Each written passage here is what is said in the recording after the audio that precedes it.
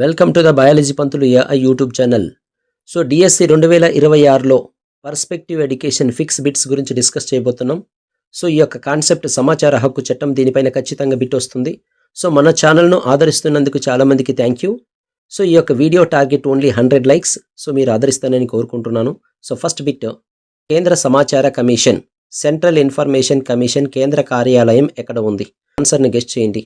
So the correct answer is option 2, New Delhi. Go for second bit, ప్రపంచంలో తొలిసారి సమాచార హక్కు చట్టాన్ని చేసిన దేశం ఏది? So the correct answer is option 2, Sweden. So మొదటిసారిగా స్వీడన్లో సమాచార హక్కు చట్టాన్ని చేశారు. థర్డ్ బిట్, రాష్ట్ర ప్రధాన సమాచార కమిషనర్లను ఎవరు నియమిస్తారు? So the correct answer is option 4, governor. సో రాష్ట్ర ప్రధాన సమాచార కమిషనర్ను గవర్నర్ నియమిస్తారు. ఫోర్త్ బిట్, కేంద్ర సమాచార కమిషనర్లను ఎవరు నియమిస్తారు? So the correct answer is option 2, రాష్ట్రపతి. We can go for fifth bit, PIO అంటే ఏమిటి?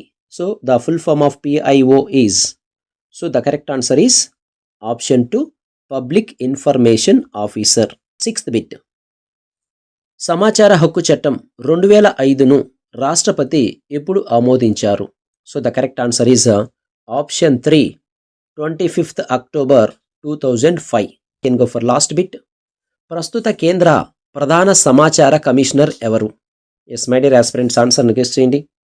So the correct answer is option 4, Raj Kumar Goyal. So ఇతన్ని రీసెంట్గా 15th డిసెంబర్ 2025లో నియమించారు. సో మై డియర్ ఆస్పిరెంట్స్, మన యొక్క వీడియోస్ నచ్చినట్లయితే ఒక లైక్ చేయండి, అదేవిధంగా కుదిరితే సబ్స్క్రైబ్ చేయండి. Thank you.